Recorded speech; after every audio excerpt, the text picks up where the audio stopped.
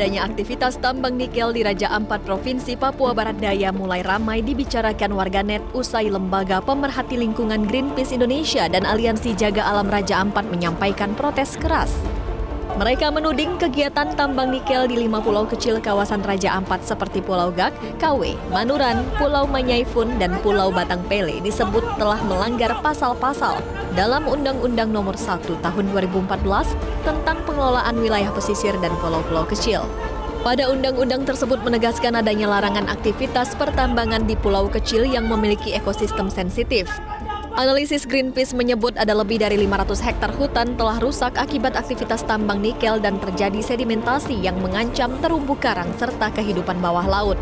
Menteri Energi dan Sumber Daya Mineral SDM Bahlil Lahadalia mengklaim lokasi tambang nikel di kawasan destinasi wisata prioritas Indonesia serta kawasan wisata UNESCO Global Geopark tersebut berada di luar wilayah konservasi. Bahlil memastikan pihak Kementerian SDM akan mengecek lokasi dan mengevaluasi keberadaan tambang tersebut. Pihaknya juga sudah memutuskan menghentikan sementara aktivitas tambang di Pulau Gak dan menyebut izin usaha pertambangan atau IUP dari PT Gak Nikel anak perusahaan PT Antam diterbitkan sebelum dia menjabat sebagai Menteri SDM. Jadi insya Allah doakan saja, saya kebetulan ada rencana mau kunjungi wilayah Papua Barat Daya dan Papua Barat, mau kunjungi sumur-sumur minyak di Sorong, di Fakfak sama BP di Bintuni. Nah mungkin saya lihat celah-celah waktu saya di situ, saya akan mencoba karena ini masih dalam suasana hikmah Idul Adha, karena tadi saya ingat betul tausiah sekjen tadi, silaturahmi, kumpul-kumpul, makan-makan, traktir makan itu bagian daripada ajaran Nabi Ibrahim. Maka mungkin dengan itu memperkuat iman saya atau ketebalan keyakinan saya untuk saya bisa berkunjung ke sana juga ya. Juru kampanye Hutan Greenpeace Indonesia Iqbal Damanik menyatakan telah terjadi konflik pro dan kontra di masyarakat setempat dengan masuknya aktivitas tambang nikel di kawasan Raja Ampat. Selain itu muncul pula kesan buruk kawasan wisata Raja Ampat yang membuat turunnya pendapatan dan kesejahteraan masyarakat setempat.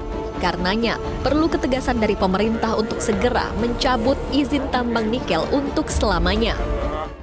Betul, cabut. Ini kan udah melanggar undang-undang, konstitusi MK, cabut. Apa yang ditunggu sama pemerintah? Apa yang ditunggu sama Pak Bahlil untuk mencabut ini? Orang undang-undangnya bilang begitu. Jadi dan begini ya Mbak, masyarakat adat dan masyarakat lokal di Raja Ampat selama tidak ada tambang, mereka bisa hidup dari pariwisata. Dan pemerintah daerah meminta mereka hidup dari pariwisata. Tapi mereka tidak akan bisa hidup tanpa laut dan hutannya. Jadi kalau Pak Bahlil benar-benar sering mengatakan bahwa dia putra daerah Papua, harusnya dia bisa jaga, dia punya hutan, dia bisa jaga, dia punya laut. Kawasan Raja Ampat dikenal sebagai wilayah dengan keanekaragaman hayati laut tertinggi di dunia. Kawasan Raja Ampat telah menjadi rumah bagi 75% spesies terumbu karang global dan lebih dari 1.500 spesies ikan. Viralnya tagar Save Raja Ampat di media sosial baru-baru ini memperlihatkan kecintaan masyarakat Indonesia pada gugusan pulau kecil di Papua Barat Daya yang keindahannya telah mendunia. Dari Papua Barat Daya, Tim Liputan Metro TV. Pemirsa, sebagai kawasan dengan keanekaragaman hayati laut tertinggi di dunia, kegiatan tambang nikel di Raja Ampat, Papua Barat Daya disebut telah merusak ekosistem laut di sana. Seberapa parah dampaknya? Untuk membahasnya sudah bergabung bersama kami Direktur Eksekutif Walhi Zenzi Zuhadi. Selamat sore, Mas Zenzi. Selamat sore, Mbak Eva. Ya, Mas Zenzi, jika Anda bisa gambarkan ke publik seberapa parah aktivitas penambangan di Raja Ampat? Iya, yang pertama saya mau sampaikan bahwasannya pemerintah Indonesia harus meminta maaf ya kepada rakyat Papua karena walaupun selama ini pemerintah Indonesia selalu menyatakan Papua tertinggal, tapi nyatanya sekarang pemerintah Indonesia lah yang pikirannya tertinggal. Masyarakat Papua bisa hidup, menjaga alamnya, mewariskan Raja Ampat ini ke dunia dengan kekayaan biodiversitinya.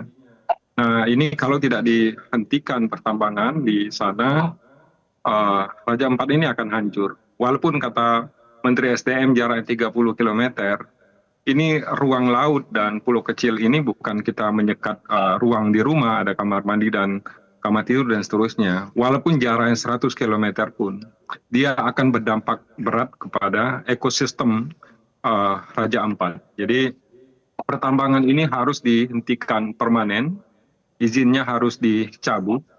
Yang kedua harus segera dipulihkan ekosistem yang ada di sana. Yang ketiga harus dilakukan investigasi kepada pihak yang memproses perizinan kepada perusahaan-perusahaan tambang ini, karena ini memang tidak boleh. Dalam regulasi kita, pertambangan ini tidak boleh, paling tidak menurut 2 undang-undang ya. Pertama, Undang-Undang Pengelolaan Pesisir dan Pulau-Pulau Kecil itu melarang tambang di pulau kecil. Yang kedua di Undang-Undang Lingkungan Hidup sendiri.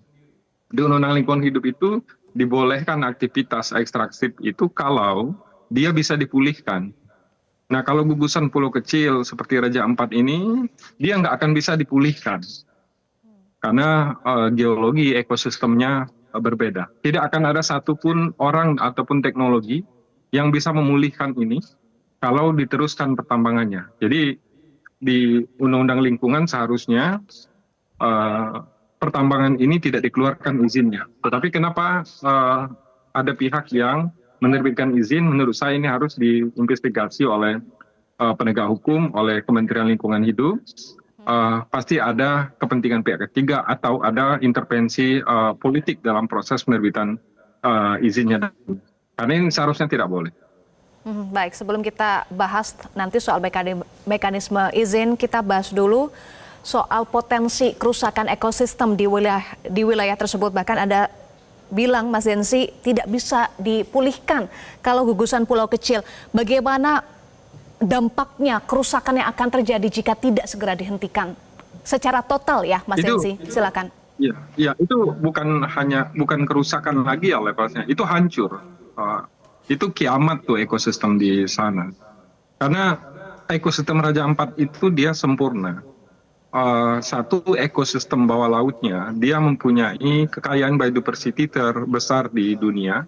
Yang kedua, gugusan pulaunya itu juga dibentuk oleh komponen mineral dan bentuk geomorfologi yang spesifik.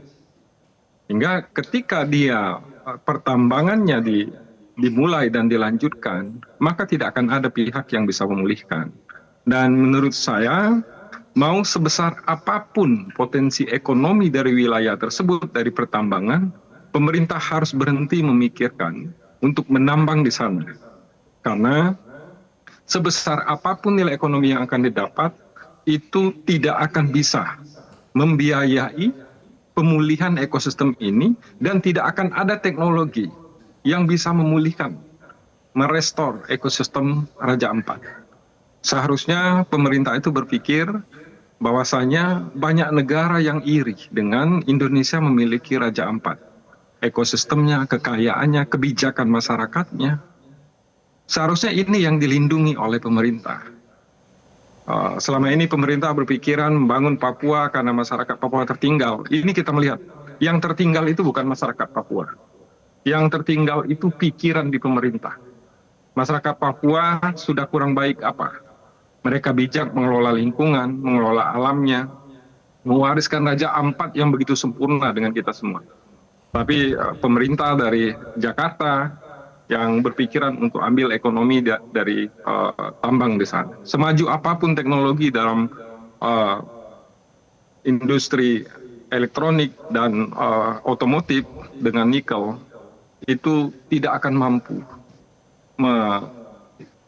mengimbangi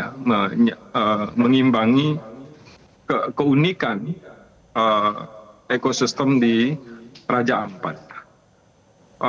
Menurut saya Pak Bahlil juga harus berhenti bilang ini jaraknya 30 km dari wilayah konservasi dan lain. Itu pikiran yang sesat.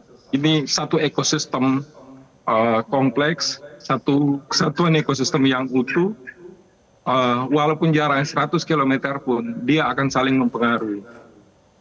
Dan kerusakannya bukan hanya di 500 hektar yang ditambang.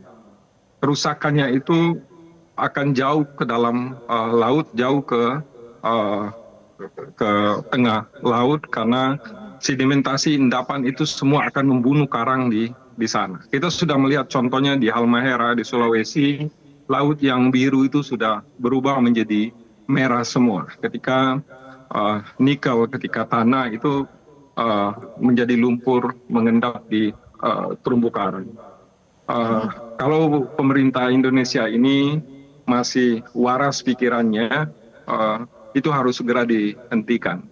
Oke. Kalau yang tidak dihentikan, saya tidak tahu lagi bagaimana menilai cara pikir pemerintah di Ya, Jakarta. saat ini yang diambil langkahnya adalah hentikan sementara dan Walhi mendesak untuk dihentikan total ya. Tapi kan sudah terlanjur ada IUP-nya, sudah ada izinnya. Bagaimana kemudian mekanisme pencabutan izinnya? Apakah semudah memberikan izin untuk mencabut izinnya? Singkat saja, Mas Zenzi. Ini udah jelas kok dia bertentangan dengan 2 undang-undang, bertentangan dengan MK. Nggak perlu ada kajian lagi, udah bisa langsung cabut izinnya itu. Lagian kalau pemerintah cabut izin, siapa yang mau gugat? Itu juga punya pemerintah, si Antamnya. Menurut saya cabut penghentian sementara itu akal-akalan pemerintah aja. Ketika masyarakat turun perhatiannya, nanti dilanjut lagi seperti pagar laut di Banten.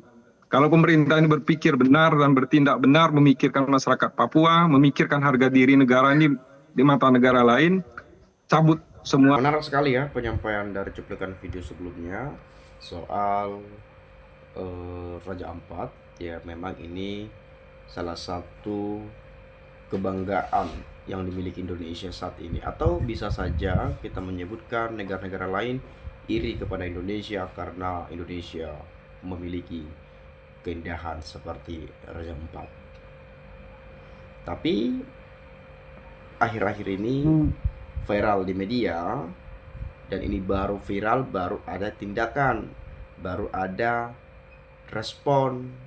Coba kalau nggak viral, mungkin didiam-diami saja. Ya, tadi banyak sekali disampaikan ya, dari jenis-jenis ya, ikan, terumbu karang dan lain sebagainya, ekosistemnya macam-macam. Tapi ya kalau ada penambang di sana, artinya bisa merusak ekosistem. Ya. Ada tadi contoh juga seperti di Halmahera, Sulawesi, ya, yang lautnya biru indah itu sekarang sudah merah, ya karena ada penambangan di sana, ya. Jadi juga memang ada sebagian yang saya dengarkan dari beberapa berita-berita yang saya cari tahu informasinya bahwa itu sudah jelas-jelas melanggar, ya. Karena melakukan penambangan di pulau-pulau kecil.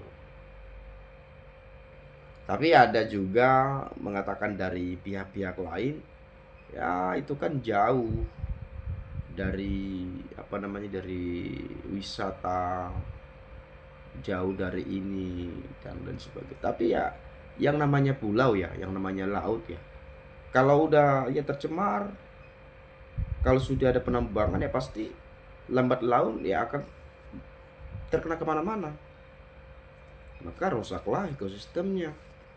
Jadi itu yang mungkin dikatakan oleh beliau tadi. Dan kemudian tadi disampaikan kalau pemerintahnya waras, ya itu cabut aja lah secara permanen izinnya gitu ya. Ya kalau nggak dicabut, kalau nggak diberhentikan secara permanen, ya artinya justru sebaliknya kan begitu. Dan ini saya rasa sudah lama ya, baru viral sekarang ya, baru disuarakan lah. Ada dari Menteri SDM Pak Bahlil itu mengatakan kita berhentikan sementara untuk, ya saya nggak tahu lah, untuk melakukan survei-survei lapangan, ya, melakukan ya semacam pengecekan apakah bermasalah, apakah tidak, apakah bisa dilanjutkan, apakah enggak dan sebagainya. Ya mungkin itu maksud dan tujuannya gitu ya. Tapi di satu sisi kita melihat bahwa ini keindahan alam, dan kalau sudah sempat tercemar, kalau sudah sempat rusak, tidak akan ada teknologi yang bisa mengembalikan itu seperti sedia kala, seperti seutuhnya gitu ya, seperti sebelumnya, seperti alam yang biasa kita lihat. Baik perkembangan teknologi sampai saat ini secanggih apapun, gak bakal ada teknologi yang bisa mengembalikan itu. Jadi kalau tidak di stop secara permanen, ya ini bisa akan berakibat fatal lah gitu ya. Dan pemerintah harus tegas untuk menyikapi hal ini, untuk menindaklanjuti dengan tegas bagaimana soal kisru atau soal pertambangan atau penambangan nikel di Raja Ampat ya. Tapi di sini saya coba lihat di komentar teman-teman kita ya. Benar juga sih, yang terbelakang pemikiran pemerintahnya, bukan rakyat Papuanya. Keren kamu mas. Bahlil ngaku-ngaku anak Papua, bohong. Aslinya dia orang Sulawesi, nggak ada darah Papua, cuma numpang besar aja di Papua. Sudah gitu, bukan berterima kasih ke Papua, malah merusak Papua. Miris sekali. Memang lokasi tambang di luar wilayah konservasi, tapi pengaruh aktivitas kegiatan itu bisa sampai ke wilayah konservasi pak. Sebut aja pak. Ya memang itu tadi, memang jauh dari wilayah konservasinya. Mungkin kalau ada di sana wisata mungkin misalnya ya, kita taruhlah misalnya jauh dari wisata, jauh dari wilayah konservasi, jauh dari wilayah ini dan lain-lain. Misalnya seperti itu ya, contoh kecilnya saja. Tapi kan kalau sudah ada kegiatan penambangan di sana, apakah nggak menjalar tuh kemana-mana? Ya kan berlogika kan ya pasti tersebar tuh kemana-mana lah itu ya. Pasti terus akan menjalar kemana-mana. Apalagi kegiatan dilakukan setiap hari, semakin besar, ya dampaknya juga akan semakin besar. Ya. Nah, coba kita lihat. 2017 GAG atau GAG ya sudah beroperasi ya. Saya pernah kerja di GAG dan 8 tahun semua diam, termasuk Greenpeace ya. Greenpeace. Kenapa baru 2025 teriak terlambat bos atau jatahnya berkurang? Kenapa tidak 8 tahun lalu diprotes? Ini kan sudah dari 2017 katanya izinnya itu ya diberikan atau izinnya keluar. Berarti udah berapa tahun tuh sampai sekarang? 2017, 2025 berarti 8 tahun ya. 8 tahun sudah melakukan kegiatan, lalu sekarang viral dan baru ada tindak lanjut dari pemerintah. Ini satu keanehan yang aneh menurut saya. Sama seperti misalnya kasus korupsi Pertamina misalnya, udah 5 tahun berjalan baru ketahuan di 2025. Kerjaan mereka ini apa saja sih sebetulnya di pemerintahan ini gitu ya? Apa tunggu viral dulu, tunggu ada bocor-bocor sedikit-sedikit, baru menjar kemana-mana, baru makin viral, baru ada tanggapan. Kan seperti itu yang kita lihat, yang sering terjadi. Ini Indonesia miris sekali ya melihat para pejabatnya gitu ya. Kok bisa begitu ya? Dan tidak hanya sekali, 2 kali, 3 kali, hampir berkali-kali lah ya, bukan hampir lah, tapi berkali-kali. Misalnya contoh kecilnya kasus pagar laut, tunggu viral dulu tuh baru diusut. Coba kakak viral tiba-tiba pagar laut, masa laut dipagari misalkan seperti itu. Sama seperti ini, masa keindahan alam sekelas Raja Ampat dirusak, yang dimana negara-negara lain iri pada Indonesia karena Indonesia punya Raja Ampat. Nah, jadi saya bingung ini menjelaskan seperti apa ya. Kayak kebingungan ini bukan bingung karena apa, tetapi nggak habis pikir aja, kok bisa seperti itu. Tapi saya sampaikanlah kepada Anda ya, kalau mungkin teman-teman punya pendapat lain ya silakanlah, monggo sampaikan komentar Anda di video ini. Ya semoga sekiranya ini bisa sesuai harapan netizen, sesuai harapan masyarakat Indonesia, tentu demi kebaikan bangsa dan negara. Itu saja, terima kasih, saya akhiri sekali lagi, salam dan sampai jumpa.